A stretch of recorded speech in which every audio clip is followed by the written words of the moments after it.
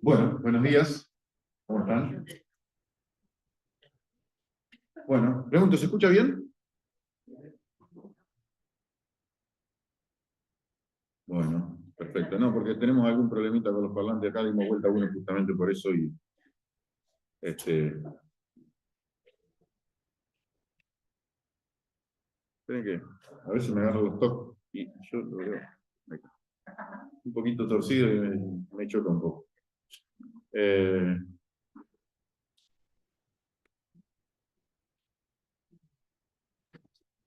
Así que bueno, acá estamos. En la bondad del Señor vamos a compartir la palabra y vamos a ver lo que la palabra tiene para decirnos. Hoy arrancamos un segundo subtema dentro de un tema que estábamos dando, que le habíamos puesto una serie en realidad, le pusimos herramientas para la vida. En el sentido de que el Señor nos da, en su palabra, nos da justamente, nos da herramientas para vivir nuestro día a día. Él nos podría haber salvado y listo. Bueno, listo, tenés la entrada al cielo, te salvaste del infierno y a otra cosa. Bueno, no me pidas más nada. Lo podía haber hecho, tranquilamente. No lo hizo así.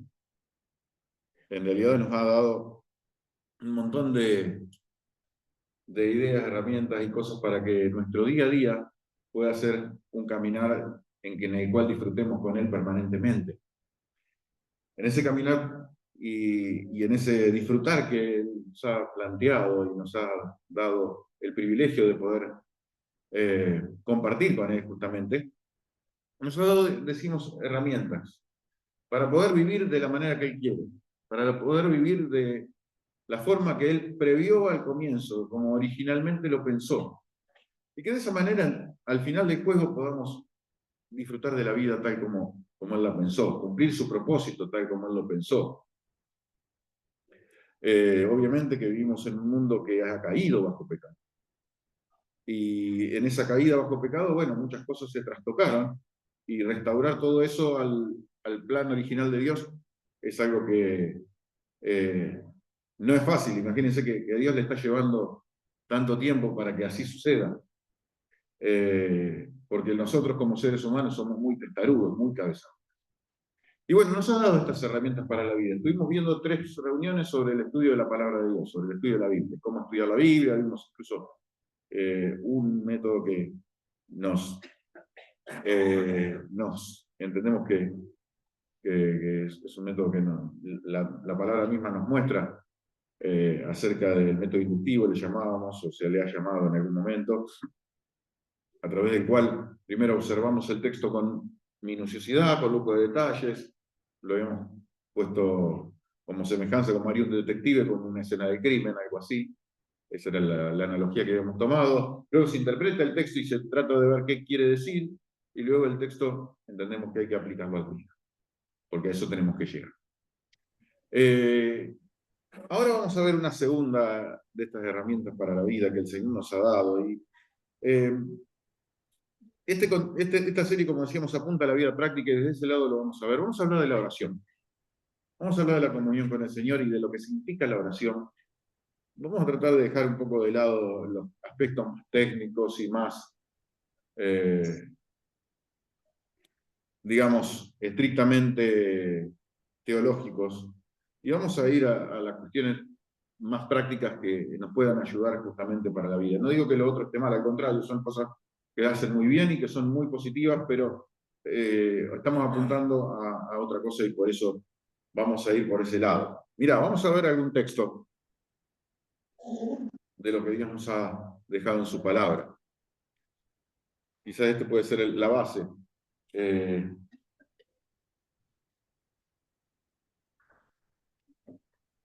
Bajo la cual nos podamos mover.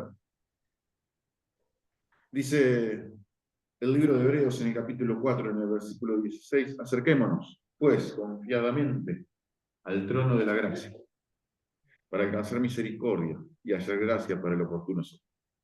Acerquémonos pues confiadamente. Ese es el llamado que el escritor a los hebreos nos hace, que nos podemos acercar a Dios confiadamente. Él nos abrió un camino a través del velo que es su carne, dice ahí el libro de Hebreos en el capítulo 10, ¿no?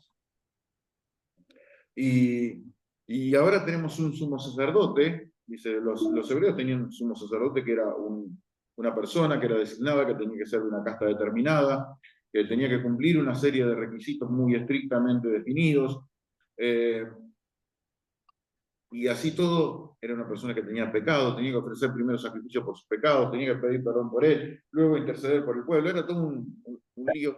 Lo que Dios estaba mostrando en definitiva con eso era que al final del juego las demandas de él nadie las podía cumplir. Mostrarnos que las demandas de él nadie las puede cumplir implica necesariamente demostrarnos la realidad del pecado del ser humano y mostrarnos la realidad de lo que significa la separación del ser humano para con Dios a causa de ese pecado. Y toda esa cantidad de cuestiones litúrgicas y de detalles que había que guardar implicaban, y al final del juego nos estaban mostrando eso. La imposibilidad del ser humano de acercarse por sí mismo a Dios y de la necesidad que el ser humano tenía de un Salvador. Ese Salvador Jesucristo. Y dice, bueno, una vez que Él se acercó a nosotros, que nosotros tenemos ese sumo sacerdote que se puede acercar, que se ha acercado a nosotros y que ha sido semejante en todos, ha sido igual en todos, fue tentado igual que en todos, fue probado igual que en todo igual que nosotros, con la enorme diferencia de que fue sin pecado.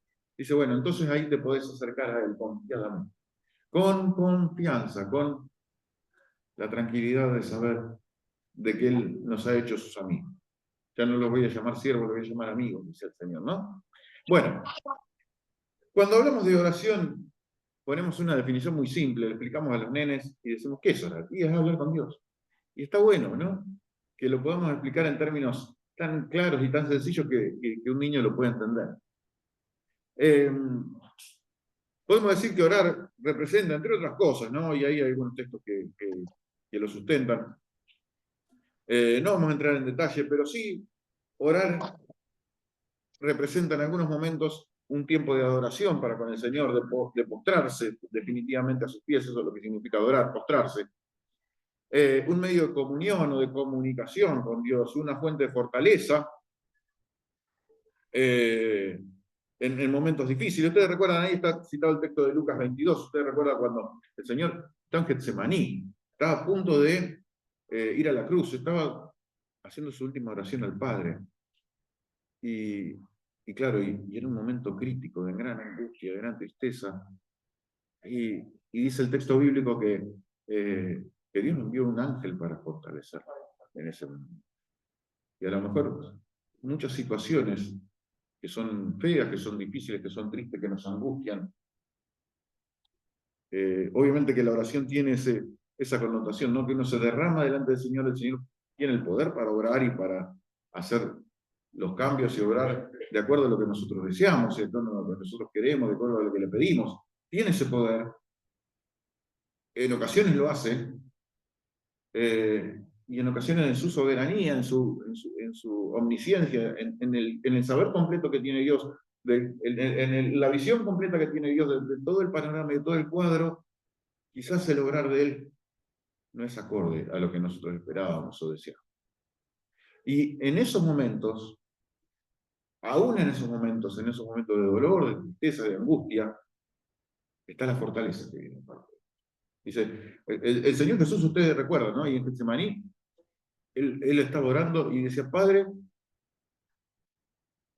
si, de ser posible pasa de mí esta copa, pero no sea hecha mi voluntad, sino la tuya. Y claro, si hubiera alguna otra forma de que el plan de Dios se ejecutara con perfección, la salvación del hombre y del ser humano se pudiera realizar de otra manera, que no fuera Él sacrificándose en la cruz y sufrir lo que sufrió y sufrir el castigo por pecados que no eran de Él. Si hubiera otra manera, estaba pidiendo, bueno, que pueda pasar de mí esta copa. Pero claro, no había. La voluntad de Él era que, en definitiva, el Señor Jesús tuviera que pasar y tuviera que afrontar la cruz del Calvario para que nosotros seamos salvos. Entonces, aún en los momentos en que la cosa no sale como nosotros deseamos, está la fortaleza, como ocurrió en ese momento con el ángel que vino a fortalecer al Señor y lo vino a levantar en un momento en que realmente la angustia lo sobrepasaba, parecía, ¿no? Aún en su humanidad, la angustia lo había llevado a nivel extremo y el ángel vino a darle fortaleza. Es una vía de intercesión. Cuando hablamos de interceder, justamente estamos hablando de intermediar. Y a veces intercedemos, ¿no? El Señor nos ha hecho, dice, nos ha hecho real sacerdocio. Hoy la función de sacerdote la cumplimos todos los creyentes. ¿Sí? Entonces tenemos la facultad y la posibilidad de interceder, de estar en el medio. El sacerdote, ¿qué hacía? Intercedía delante de Dios por el pueblo. En el Antiguo Testamento había una función que era específica por ahí, la del profeta, que daba la palabra de Dios al pueblo, y había esa intercesión, ¿no? Hoy por hoy nosotros tenemos esa posibilidad de interceder, o como el apóstol oraba por los efesios, en este caso que está citado ahí, oraba por los filipenses, o oraba por cualquiera de los hermanos a los cuales había visitado él. Y bueno, nosotros tenemos esa posibilidad de interceder delante de Dios. Y bueno, de esto hablamos cuando hablamos de oración. Pero estas son cuestiones por ahí en las cuales no nos vamos a detener. Cada uno de estos puntos podría dar para muchísimo más. No nos vamos a detener acá. Vamos a ver que hay distintos tipos de oración en la Biblia. No, tampoco vamos a hacer demasiado hincapié en estos. Vamos a ir después a un punto más, justamente más específico. Pero fíjense que en la Biblia hay distintos tipos de oración, ¿no? Está la oración pública y la oración privada. Hay momentos en que la oración se desarrolla en público y hay momentos que se desarrolla en privado. Hay momentos que las oraciones son breves, brevísimas, diría. Y hay momentos que las oraciones son extensas. Esa oración breve, ahí hay una referencia al libro de Nehemías en el capítulo 2, versículo 4. Déjame que te haga un paréntesis porque me parece que está bueno. Donde Nehemías era un israelita que estaba como copero del rey de Persia, y el copero era una persona de alto rango, digamos, en la corte del rey. Era la persona que tenía que probar la comida, o sea, si al rey lo estaban envenenando, el que se iba a morir iba a ser él. Pero era un puesto de alto riesgo, y los persas tenían una forma muy particular bajo la cual los reyes no querían que hubiera nadie que estuviera con un semblante triste delante del rey. Siempre todos los que estuvieran alrededor tenían que mostrarse como alegres. La realidad es que Nehemías, como israelita, recibe noticias de su tierra natal de que en Israel había un desastre bárbaro, y él estaba entristecido enormemente, y el rey mismo lo nota, y el rey le dice, ¿por qué estás triste? Y claro, ese por qué estás triste podía significar que le cortar la cabeza, porque nadie podía estar triste delante del rey. ¿Por qué estás triste? Se ve que el rey le había guardado un enorme afecto a Nehemías. Y él le cuenta de que en su tierra natal había grandes problemas, los muros estaban destruidos y demás. Él le cuenta al rey. Y cuando le cuenta al rey eso, el rey le dice, bueno, evidentemente no usó su facultad el rey. Nehemías era una persona que era muy apreciada en la corte. Y dice, bueno, ¿qué querés que hagamos? ¿Cómo te puedo ayudar? Y dice el texto en Nehemías 2:4, dice que oré al Dios de los cielos. Y enseguida dice que le pidió para poder ir y volver a Jerusalén y volver a ayudar a su pueblo, y ahí se va desarrollando todo. Pero lo que quiero que notemos es esto. Él oró. ¿Cuánto duró la oración? Debe haber durado como mucho 10 segundos, no sé, me imagino 15. Es brevísimo. Y a veces tenemos momentos en que la oración implica a veces un tiempo, un desarrollo, un momento largo. Puede ser por la mañana, como dice el Salmo 3, o por la noche, un texto que aprendemos de chiquito, le enseñamos a los nenes, ¿no? En paz me acostaré y asimismo dormiré, porque solo tú, Jehová, me haces vivir confiado, ¿no? O sea, hay gran variedad de momentos, de tiempos, de tiempo de desarrollo, de cómo se desarrolla la oración, si en un ámbito público, en un ámbito privado. Hay variedad de temas. A veces se agradece, a veces se pide, a veces se intercede, a veces se confiesa. y un montón de cosas más. Hay oraciones que derivan en la sanidad de algún enfermo en algún momento, personas que se presentaron delante del Señor Jesús. Hay oraciones que implican lo que llamamos una oración a veces de fe, que es donde la persona verdaderamente reconoce su realidad de pecado y llega a poner su fe y su confianza en Jesucristo. Hay oraciones bueno, como decíamos, ¿no? Hay oraciones de distintos tipos y distintas variantes. La cuestión es que siempre existe la posibilidad que tenemos de acercarnos confiadamente delante del trono de la gracia. Ahora bien, queríamos mostrar un poquito esto de la variedad, pero me gustaría hacer foco solamente en una cuestión, porque podemos hacer foco en cualquiera de estos ejemplos también, en cualquiera de estos momentos de oración y más. Pero para ser consecuente con la serie que estamos dando de herramientas para la vida, de cuestiones prácticas, vamos a hacer foco solamente en un punto de ahí, que es en la oración privada. Es en el momento privado de oración que podemos tener para con el Señor. ¿Y qué es lo que dice el Señor sobre ese momento tan particular? Usted sabe que podemos orar en cualquier momento. Cuando el Señor ha salvado nuestra vida, podemos tener comunicación con Él en cualquier momento. Podemos estar por la calle orando. Podemos estar naturalmente con los ojos abiertos y la boca cerrada, pero igual con la mente podemos estar orando al Señor. Con los ojos abiertos sin duda, porque si no nos va a atropellar un auto, naturalmente. Pero podemos estar orando permanentemente al Señor. Podemos estar orando en el colectivo o donde sea, o arriba del auto, o donde sea. Ahora bien, el Señor dice que hay ciertos momentos en que, si bien todo eso es una realidad y la comunión con Dios la podemos tener permanentemente, y es bueno que sea estrecha, que sea íntima, que sea continua, que se desarrolle ya, como decíamos, caminando a la verdulía en el colectivo, como sea. Pero hay momentos particulares que el Señor desea que reservemos para estar con Él.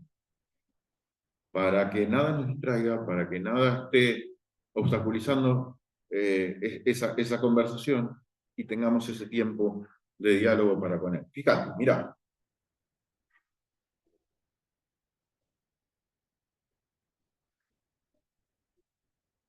Hay un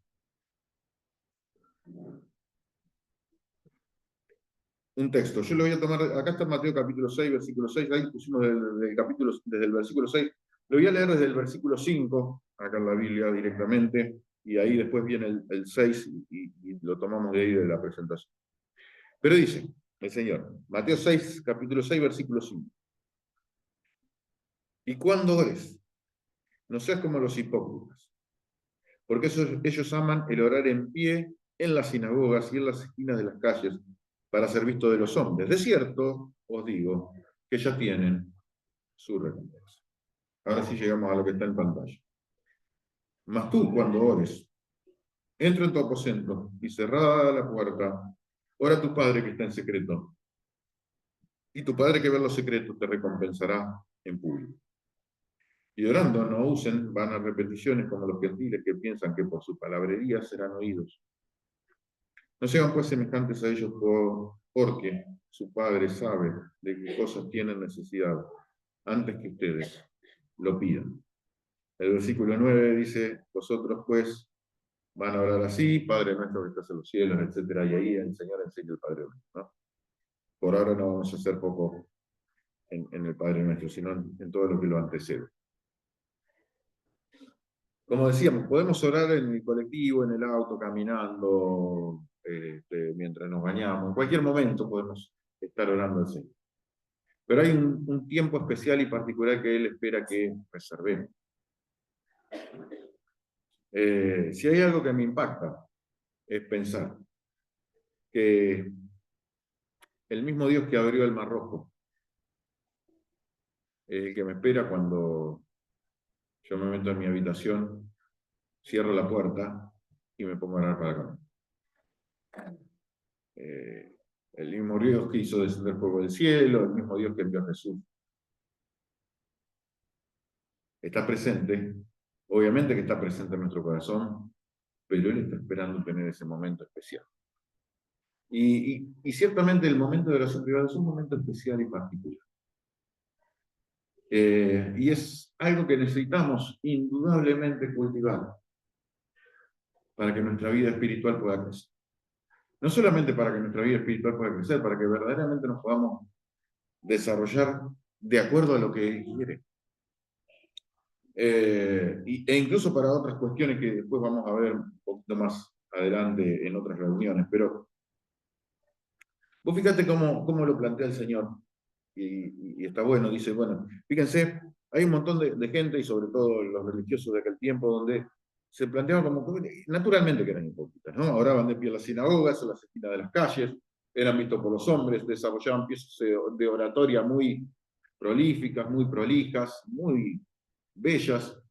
Parecía que había que ponerse de pie y aplaudirlos cada vez que oraban, ¿no? Parecía que le iban a hacer un monolito en la puerta del cielo, cuando era una cosa. Pero dice, ustedes encárenlo de una forma totalmente diferente. No va por ahí. No es una pieza de oratorio. Necesitas hacer. Cuando orás, fíjate que ahí lo redujimos. Fíjate que el Señor va mostrando una serie de cosas que son necesarias en nuestros encuentros privados. Dice, fíjate, primero entra en tu aposento, o sea, busca un lugar en donde puedas estar a solas con tu Padre. Busca encontrar la forma de poder aislarte de todo aquello que pueda ser un motivo de distracción y que te pueda estar molestando. Indudablemente que el diablo va a querer morir. Indudablemente, está para eso. Ese es su deseo. La comunión con Dios es algo que no le agrada. Es algo que naturalmente hace que los creyentes empiecen a crecer, hace que a Dios lo ubiquemos en el centro de la escena. Justamente lo que el diablo no quiere es que Dios esté en el centro. Quiere que nosotros estemos en el centro. Si nosotros estamos en el centro, él se queda piola. Porque nosotros, claro, nos ponemos en el centro y naturalmente no le damos el espacio a Dios para que obre y para que su poder se derrame y para que su poder esté obrando. Entonces, él va a tratar de molestar de la manera que sea. Entonces dice el Señor, vos entrá a tu aposento.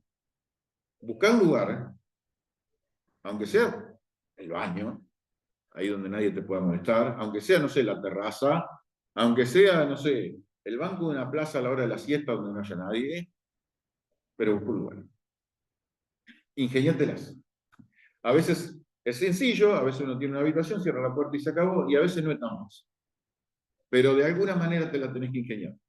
A veces nosotros le pedimos al Señor, bueno, Señor, ayúdame a orar, ¿no? Y el Señor también quiere que nosotros tengamos esa voluntad. Cuando le pedimos ayúdame a orar, justamente lo que suele suceder es que vienen todos los obstáculos que nos podemos imaginar y no podemos sentarnos a orar. Miles de veces. Decime si te ha pasado, si no te ha pasado. Claro. Sí, yo me quiero poner a orar. Señor, ayúdame. No. Ingeniátela. Buscale la vuelta. Entra en tu aposento. Buscale la forma, pero dedica ese tiempo. Dice, y cerrá la puerta. Yo sé que esto quizás sea una aplicación devocional, pero está claro que la puerta tiene que estar cerrada, ¿no? No solo para que no me escuche nadie, como el Señor quería en ese momento particular, no quiere decir que las otras oraciones están mal, ¿sí? Que si estamos en la iglesia y oramos en público está mal, no, pero para el momento de oración privada, es un momento que necesitamos justamente cerrar la puerta, y a veces es necesario no solamente decir cerrar la puerta de un ámbito físico. Muchas veces, reitero, es una aplicación por ahí devocional, pero entiendo que a mí me ha ayudado y entiendo que también puede ayudar. No solamente podemos pensar en cerrar la puerta de un ámbito físico, como decíamos, sino también cerrar la puerta de la mente, cerrar la puerta a las distracciones, cerrar la puerta a un alma que está exasperada, a una mente que está acelerada y que naturalmente todo eso conspira en contra de que nosotros podamos disfrutar de ese momento de comunicación. Nadie habla con una persona importante, no sé, distraído, divagando. Y bueno, supongamos que te toca encontrarte, iba a decir presidente de la nación, pero por ahí algunos lo quieren, otros no, qué sé yo, me voy a meter en un lío. Puede ser el presidente este, el anterior, el anterior del anterior, la anterior del anterior del anterior, quien sea, el que te guste, el que más te guste. Pero con cualquiera de ellos, con cualquiera de esos 4, 5, los que sean, vos no te sentarías a hablar si tuvieras la oportunidad. No te sentarías a hablar divagando, pensando en otra cosa, con las piernas arriba de la mesa, con el celular, con lo que fuera. De ninguna manera. No lo harías. ¿No? Ah, para, aguantame un cachito, para que me llegue un WhatsApp, para que mi cuñado me quiere preguntar, no sé, cómo salió Boca. No, pará.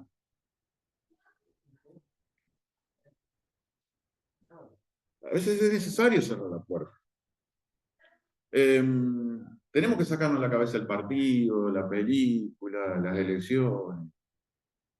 Obviamente que a veces hay cuestiones que nos angustian, y justamente si hay cuestiones que nos angustian y que estén en nuestra mente, está perfecto, porque también tiene que ver con eso, ¿no? Con derramar nuestra alma y derramar nuestro corazón delante del Señor. Pero a veces estamos en cualquiera, estamos en cualquiera. Y a veces nos pasa, ¿no? Mismo cuando oramos. Yo le cuento por ahí cosas que me puede pasar a mí. Son cuestiones, entiendo, sencillas, prácticas, que a veces uno piensa que es el único gil que le pasa y después en el devenir de la vida se da cuenta que no es el único gil, que hay unos cuantos giles como uno. Por ejemplo, vos imaginate que vos estás orando y decís, bueno, Señor, te ruego que estés obrando y que pueda tener la provisión necesaria para poder llevar adelante mi hogar y para que pueda darle de comer a mi familia y para que pueda pagar todas las cuentas y que pueda pagar el gas, que pueda pagar la luz. Uy, se me vencía la luz. ¿Cuándo se me vencía? Uy, para. Y no, y para que pueda echarle nafta al auto, sí, le tengo que echar combustible, pero no, pero resulta que hoy tengo descuento y no hacen el 20%, y te vas. Y cuando te fuiste, te fuiste. Después volver cuesta un montón. Entonces, justamente, lo que el Señor desea es que siempre volvamos, que cerremos esa puerta. Cerremos todas esas puertas que a veces conspiran en contra de ese momento de comunión. Naturalmente que entendemos que la cantidad de oración no mueve la mano. Que no es que, bueno, nada, por una cantidad de horas, bueno, podemos hacer una planillita en Excel, si quieren, lo que les gusta las planillas de cálculo, lo hacemos en Excel y hacemos una tablita, sacamos una proporcionalidad, qué sé yo, y bueno, no. Ojalá fuera de esa manera, pero Dios no pone en venta su poder. Es cierto que tiene importancia que dediquemos tiempo a estar orando, pero es imprescindible que le asignemos calidad al tiempo.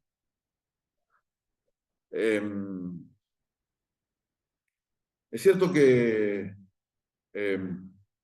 quizás un buen tiempo de oración nos hace bien y poder apartar ese espacio, ese tiempo, nos hace bien, pero es necesario que le demos lo mejor.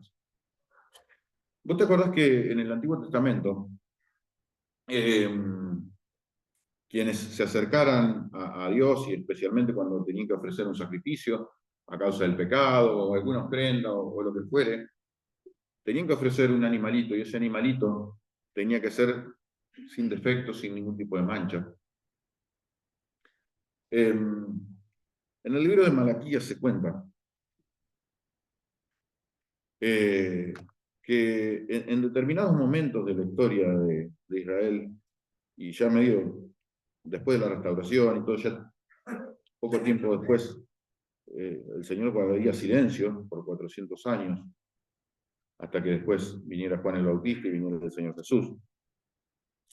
Pero en el libro de Malaquías, en el capítulo 1, está este pasaje donde Malaquías, en el nombre del Señor, usando Malaquías, en realidad tiene que reprender durísimamente al pueblo de Israel, a los sacerdotes, a los príncipes. Y dice Malaquías capítulo 1, versículo 6, ahí está en pantalla si lo quieren ver, el hijo honra al padre y el siervo a su señor. Si pues soy yo padre, ¿dónde está mi honra? Y si soy Señor, ¿dónde está mi temor? Dice Jehová de los ejércitos a vosotros, vos sacerdotes que menospreciáis mi nombre. Y decís, ¿en qué hemos menospreciado tu nombre? Y ahí viene, ¿en qué han menospreciado el nombre de Dios estos israelitas y estos sacerdotes?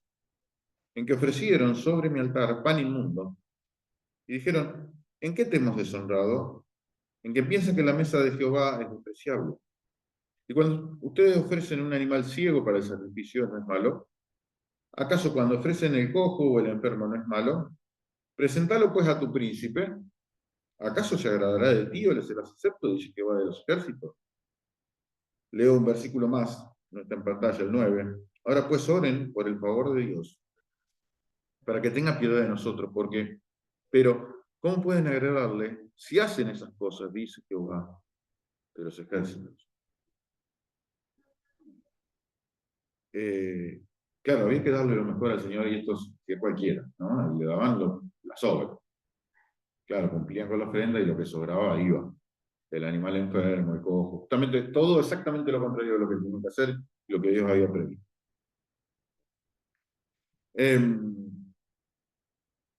Y claro, el Señor pedía que le den tiempo. Y a veces cuando nosotros le vamos a dedicar un tiempo para orar, ¿cuántas veces hacemos lo mismo que hacían los sacerdotes? Que le damos lo que nosotros, le damos el animalito al reino, el que ya está medio tuerto, el que ya, el que no me va a servir, el que le voy a sacar poca plata, ese, bueno, eso se lo voy a hacer. Y a veces con los tiempos que le dedicamos al Señor nos pasa lo mismo. Llegamos a Él al final del día, todo medio dormido. Bueno, sí, sí, me dormí orando anoche. Sí, sí, claro, si llegás destruido y te acostás en la cama, seguro que te vas a dormir orando. No es un pecado mortal, ¿no? Pero entendamos que justamente el tiempo de comunión es un tiempo especial y que el Señor está esperando que le demos lo mejor. O al comienzo del día, ¿no? O sea, uno está apurado para salir, se me pica el leche, qué sé yo, y bueno, y ahora mala pasada. Y sí, a veces eh, tenemos que pedirle perdón al Señor porque le damos el animalito, el más croto que tenemos es el que le damos, y, en cuanto a los tiempos que compartimos con Él. Entonces, el Señor dice, mira, buscate ese lugar, entra a ese aposento, cerrá la puerta también, como decíamos, de tu mente, de tu corazón, y orá. Y finalmente, orá. Orá a tu Padre que está en lo secreto. Orá a tu Padre que está en lo secreto. Dice, tu Padre que está en lo secreto te recompensará en público. Dice el versículo 7 que habíamos leído. Dice, orando, no usen vanas repeticiones como los gentiles que piensan que por su palabrería serán oídos.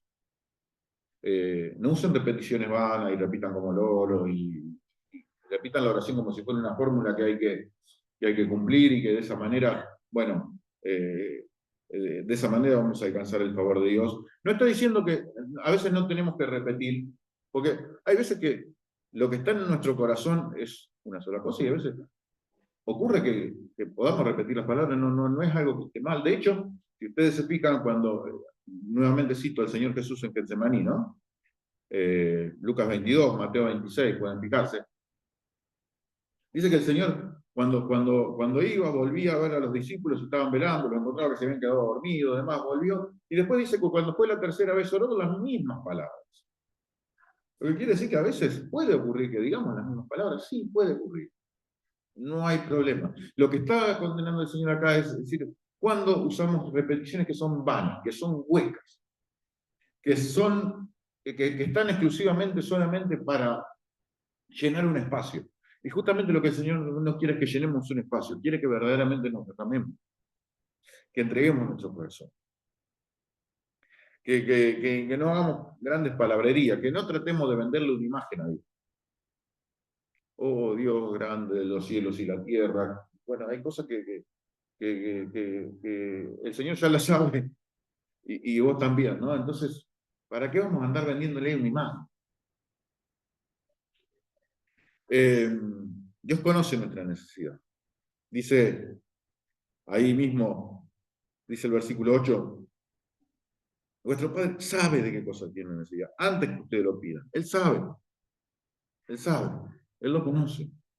Igual desea, después vamos a entrar y profundizar un poquito. ¿Cómo si Él conoce desea que nos comuniquemos igual con Él? ¿No? Es una pregunta que podemos dejar picando y la podemos contestar en la siguiente reunión. Seguramente vamos a hablar de eso, porque puede venir esa objeción. Pero Él lo desea, Él desea que nos derramemos delante de Él. Él conoce nuestra necesidad, como decíamos. Dice que hay ocasiones en que es necesario hasta guardar silencio delante de Él, ¿no? Pues fíjate que ahí está, ¿no? Lo que leíamos recién del versículo 7, 8 en adelante. Ahora tu Padre que está en secreto, no usen vanas repeticiones, no sean semejantes a los gentiles. Nuestro Padre sabe de qué cosas tienen necesidad. El Salmo 37 decía el salmista David, guarda silencio ante Jehová y espera en Él. No te alteres con motivo de que prospere en su camino. Vos sabés que el Salmo 37, igual que el Salmo 73, en ambos casos el salmista narra su experiencia de haber dudado de la bondad de Dios a causa de la prosperidad de las personas que justamente estaban totalmente desvinculadas de Dios, que no les interesaba absolutamente nada, pero que igualmente prosperaban. Y eso como que les generaba un rechazo, un choque. Y bueno, en ambos casos el conflicto se resuelve justamente en el tiempo en que la persona entra a la comunión con el Señor, en donde verdaderamente uno se presenta delante de Dios y se comprende cuál es la realidad de la cosa. Pero en ese momento dice el salmista, guarda silencio ante Jehová, espera en Él. A veces es duro, es difícil, no es fácil, pero es necesario guardar silencio. Como decíamos, el Señor sabe absolutamente todas las cosas de las que tenemos necesidad. Las conoce. Y no está mal a veces guardar silencio.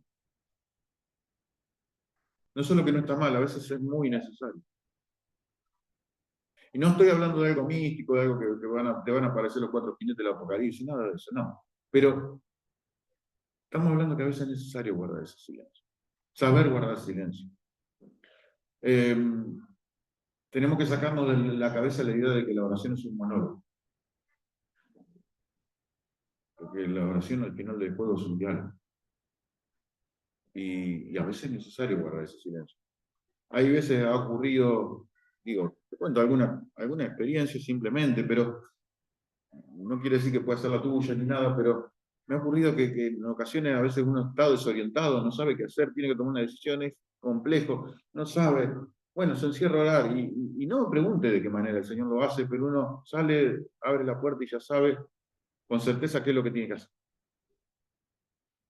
Y son cosas que el Señor da y que tienen que ver con a veces dar ese tiempo y ese espacio para que verdaderamente podamos justamente cerrar esa puerta, calibrarnos verdaderamente a nivel espiritual y que el Señor nos esté obrando de una manera poderosa como Él quiere hacerlo.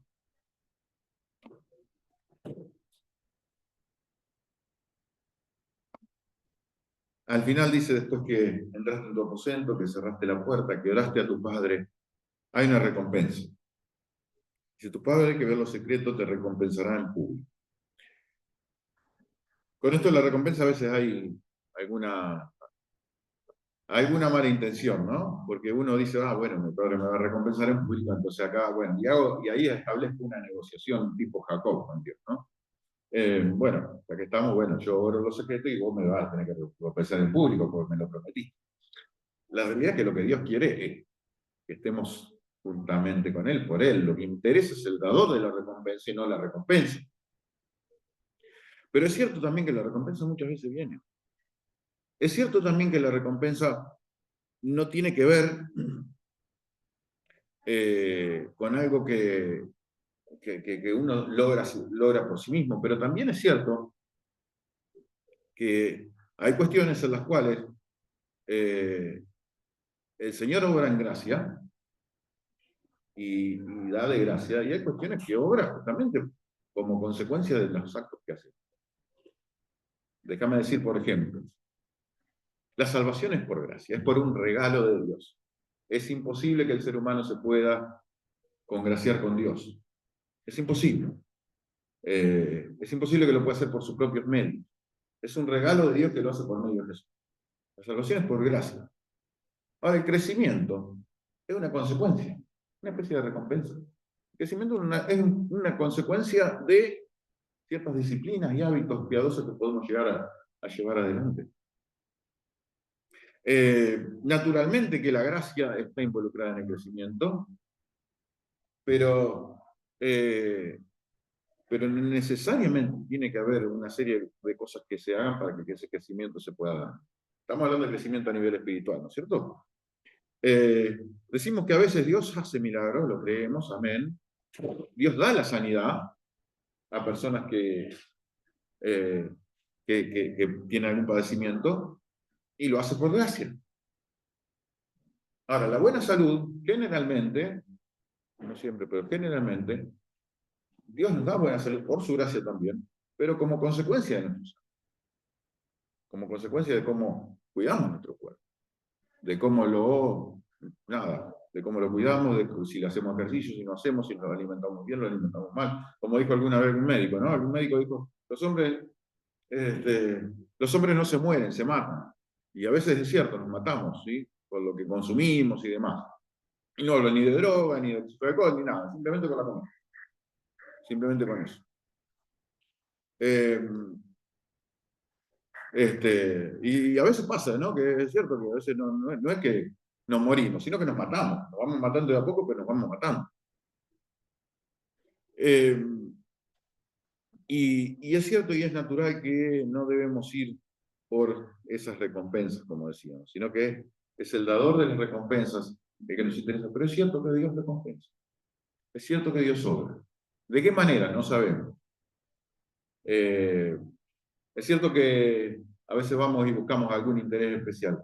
No es la idea de Dios, pero esas recompensas están. Entonces, hoy el llamado que el Señor nos hace es a volver a recuperar ese ámbito privado, a volver a recuperar esa comunicación, a volver a conectarnos permanentemente, estrechamente, sí, en forma permanente, sí, en el colectivo, como decíamos, en el barrio, cuando uno va caminando, haciendo los mandados, lo que fuere. Si te agarra un piquete, seguramente si te agarra un piquete en la ruta, en algún lado, seguramente te vas a enojar, te van a pasar, bueno, hay un hermano que dice, yo cuando me agarro un piquete aprovecho y dice, esos son los grandes momentos de culto que tengo con el Señor, ¿no? Bueno, el Señor lo bendiga y lo felicito, ¿no? A mí no me sale. Pero, pero que realmente podamos disfrutar de la comunicación y la comunión con Dios, acercarnos confiadamente en cualquier momento, en cualquier lugar, pero que también reservemos ese ámbito privado, donde Él nos espera. Donde, como decimos, el Dios de Elías, el que quiso caer el fuego del cielo, no, Él te espera. El Dios que se hizo hombre, la persona de Jesús, nos espera para tener esa comunión estrecha y para que podamos disfrutar de lo que Él tiene para darnos. Indudablemente las recompensas serán grandes. No es que las tengamos que buscar por interés, pero serán grandes. A nivel espiritual, indudablemente. Después, a nivel material y a nivel de lo que se verá en el exterior, Dios verá, ¿no?